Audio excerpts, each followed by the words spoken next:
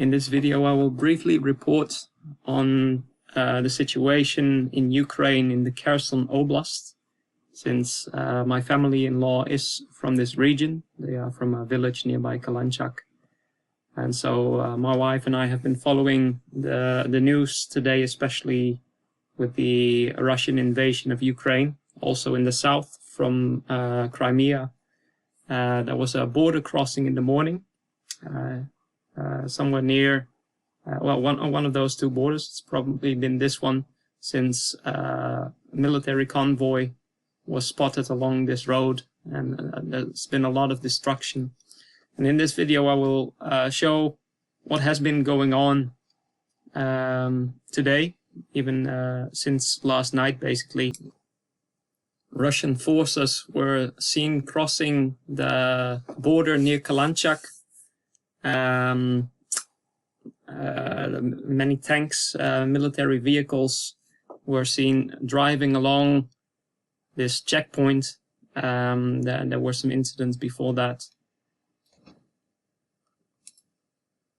A massive 7-kilometer long Russian armored column was then seen moving to Kalanchak, following this border crossing, with a lot of military vehicles, as you can see.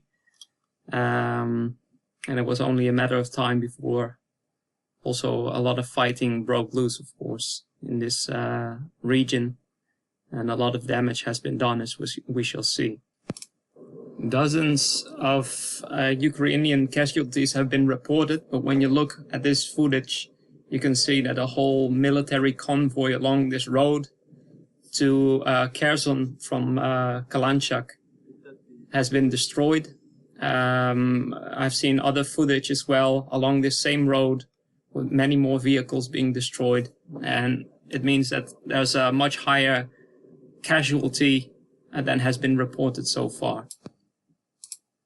Here's another video showing how badly the roads have been damaged, and the roads in this region weren't very good even before this, but much better than they are now. Of course, those tanks that have been rolling around have done a lot of damage, and you can see also that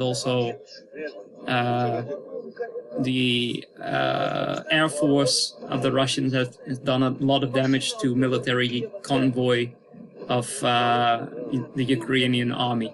And you can see that all these destroyed vehicles with probably dead bodies inside of Ukrainian soldiers implies that the death toll that has been reported is not accurate.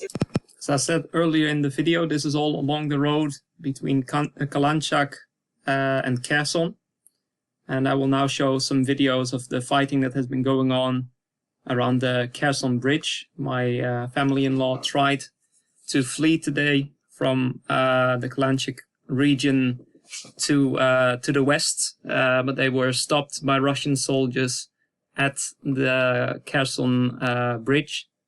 They were unable to cross, and they were sent back. So let me just show you some of the footage of the fighting that has been going on. For example, here in this video, you can just see that Russian tanks are crossing the bridge to Kherson already. This was somewhere in the afternoon today. I think about 3 o'clock or maybe earlier. That's Dutch time, so 1 hour after Greenwich Mean Time. And you can see how basically the Ukrainians are shooting at the Russian tanks that are crossing the bridge, but they seem to have been quite ineffective in stopping the Russian army.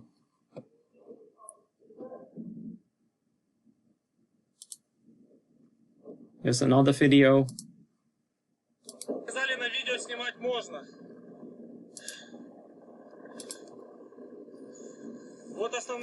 Showing the same crossing of Russian military vehicles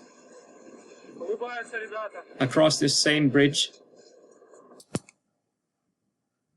And here also is some footage of Russian tanks around Kherson. So it appears that Kherson, or at least the Kherson bridge, has already been taken by the Russians.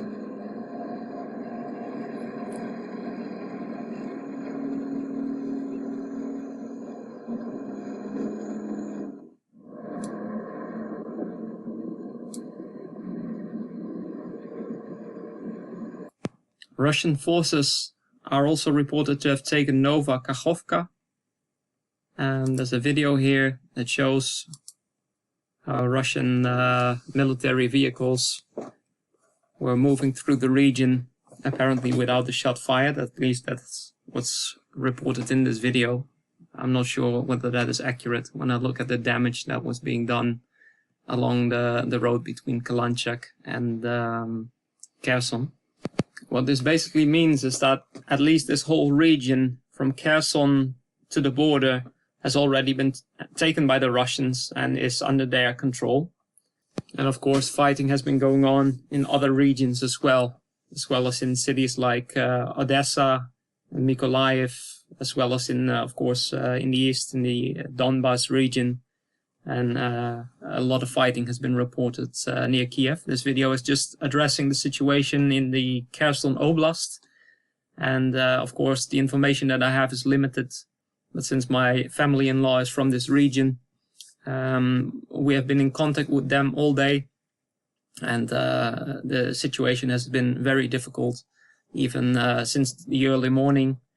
We are happy that they are doing well. They are safe at their home, but of course the situation is very dire, and we kindly solicit your prayers on their behalf as well, and of course on behalf of the whole Ukrainian nation.